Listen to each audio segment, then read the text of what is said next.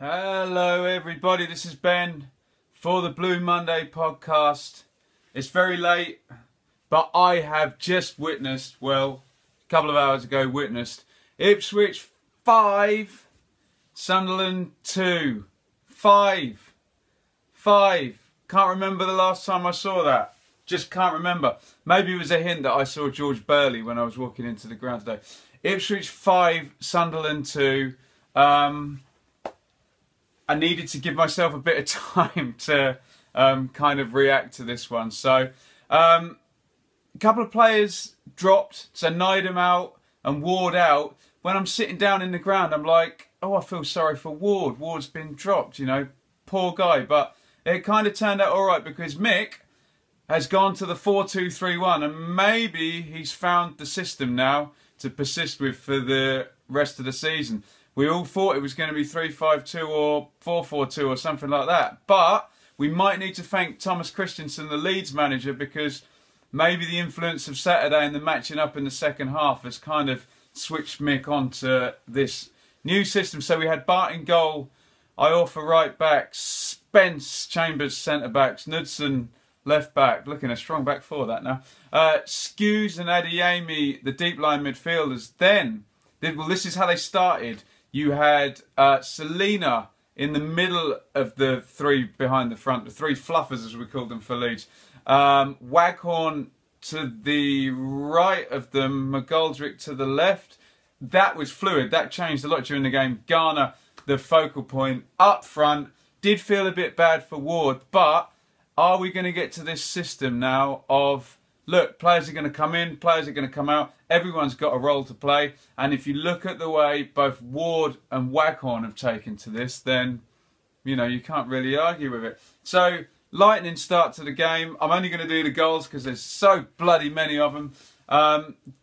Build up down the right, Garner with an amazing swung, right-footed Beckham-esque cross, and Waghorn flicks it in. There was some hints that he wasn't happy about being used on the bench, but God, this guy is prolific. He's still not really played up front. He was kind of off them. This is the closest he's got to up front, and well, you're going to hear all about this Waghorn performance. So he flicks the header into the corner, 1-0, and then annoyingly again, Sunderland weren't in the game at all. But when you have McGeady, you're going to score some goals because he's bloody excellent. Sunderland win a corner. This was crap actually because Ipswich had possession, gave away a throw-in, then gave away a corner. Really, Sunderland did nothing to create it. McGeady's superb delivery in, and Jones gets up to header in, 1-1.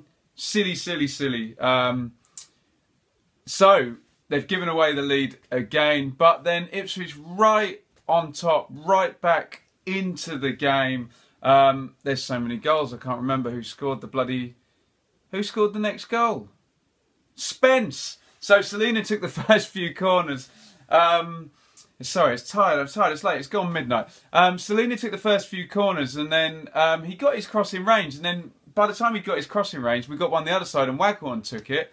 And Waghorn was having a bit of a game of it, to be honest. So he swings the corner in, and Spence gets up, heads it in for his second goal of the season. He's got to be one of the big surprises and big, you know, improvements into centre-back. Just quality, just uses his brain, and second goal of the season. We love it. Spence. So we go in at half-time, 2-1. There was other chances, particularly for Adeyemi at the end of the first half. Would have been nice to see him get on there. We're playing really well. Knudsen's getting forward down the left. All the front three off Garner are working really well. They did try different positions, and we did get the one with McGoldrick in the middle off the front and Selina to one side, which I think a lot of people kind of see some sense in. We go into the second half, and just the start of the second half was just superb. And we get this great goal, build up down the right. It's played in on the ground, and Waghorn, look out for it on YouTube or what have you. Waghorn, superb back heel flick back to Selina, who smacks it in. Really pleased for him to get a goal in the league, especially when he's starting. But Waghorn. And then maybe 5-10 minutes later, early ball down the side, Waghorn in the crossing position, puts the early cross in a la Garner to McGoldrick in Leeds this time. It's Waghorn to McGoldrick. Unfortunately, Waghorn's not going to get his hat-trick of assists because McGoldrick hit the shot, the keeper saved it still, and it bounced out and kind of just bobbled in. Everyone there knows that Waghorn created that goal. So at this point, we're 4-1 up, and Waghorn, having not started for a few weeks, has scored and assisted 2, but basically assisted 3. That is how you play the squad game, and you don't moan, and you get in and you make an impact. You just cannot not play him on Saturday now after that performance. Brilliant stuff. So he gets no, there's another goal first. It was just McGeady versus Bart. McGeady picks up, curls it round Bart with his right foot into the top corner for a great goal for him. Hopefully the guys can do some research and clue Bart up a bit more, but I don't know what he could have done about that. Right in the corner, great goal from McGeady. And then Ward, who I thought was you know, hard done to be dropped because he played well against Leeds. He comes in and Nydam comes in. We didn't look quite as good. Sunderland had their best spell when we took Waghorn out. I can't remember who else went off. Selina went off, that's it. So it was a bit more workmanlike. And I think Adeyemi started to tire, which made a bit of a difference. But we did go on the breakaway, and McGoldrick with a great assist for Ward. Ward goes through, takes it around the keeper and slots it in. So kind of showing how the squad game could work if done well. But 5-2 and just so many positive things to say. I said that Leeds, despite all the wins back in August and early September, I said Leeds was the best performance of the season. No, obliterated by that one. Sunderland weren't great, but for the first time in ages we saw Ipswich take the game to a team, keep the ball, pass it around, attack them with great intensity and stick 5 goals in. I think I've checked my phone and it was 2007 maybe, the last 5-1 or something like that. I remember sticking 5 away at Barnsley, but a victory like that, really, really, really fantastic. So let's go through the team and the performers. Basically, there's only going to be 3 grades for this, either good, very good, or excellent. So Bart, one of my favourite moments of the night. Look, he had a horrible mistake against Leeds. He comes back in. Big cheer for him when his name was called out. Played well. There's some debate on the first goal. I guess you might want him to come, but great delivery, great header. So great to see Bart back in, nice and confident, and he really let go when the 5th one went in. He looked really happy with that. The back 4 was good. Chambers, such a good influence. Spence makes good decisions, gets that goal. Webster's going to find it hard to get back into this team, especially in a 4.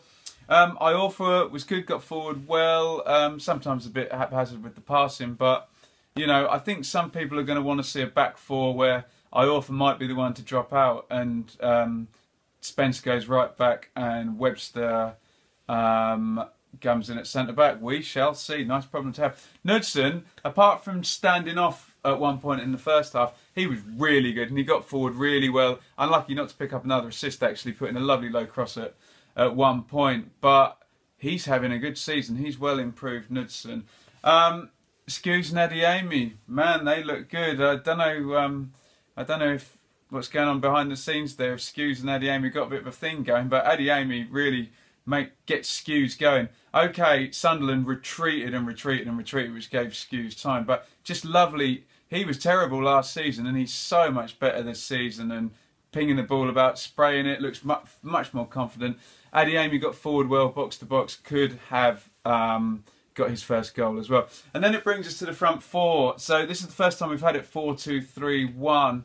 And if you look at this front 4, it's actually got everything. You've got the guile, dribbling and passing of McGoldrick. You've got the speed and acceleration of Selina. And then you've got that direct kind of Tom Lawrence type attacker like Waghorn with that powerful early shot and just very decisive. And then you've got Garner, whose aerial work again was off the charts. Garner was just great as well. So all those guys played well. Selina, the lesser of all of those 4, but still got his goal and still is that threat and really takes the eye of defenders. Garner was great. McGoldrick was even better, but you can't look past Waghorn for your man in the match. When someone's gonna come back in after being left out and put in a goal, 2 assists, and really, only, kind of semantics that doesn't get him the third one. So really great to see Waghorn back. I think it's going to have to be unchanged for Saturday against Bristol City. I'm really, really happy. I think this shuts up a lot of arguments against Mick and, oh, we haven't beaten anyone, we haven't dispatched anyone. Look, we may not score 5 goals again this season, but, the last thing I've been hearing, the last criticism of Mick is, oh, we haven't beaten anyone, we haven't played well this season. Well, Sunderland were in the Premier League last season. We stuck 5 past them, so it's not like scraping past Bolton by 2-0. This was a right walloping with some really good football and a real intent to play really good football. And maybe we've happened upon the system. The 4-2-3-1 gets everybody in there. And remember still, Webster to come back, Hughes to come back. I can't help but be excited. Really pleased again for McGoldrick. That's now, 6 for the season and 3 assists? Yeah, 6 and 3 assists. Garner another assist. I suppose Waghorn's now got 5 and 2 assists as well.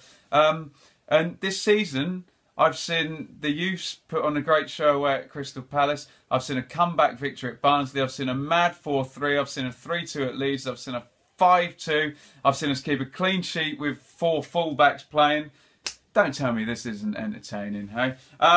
Let me know if you think I'm being completely carried away and over-enthusiastic, but forgive me, man. How long since we've played like that? Let me know what you think in the comments of the performance. If you think we should stick with the 4-2-3-1 now.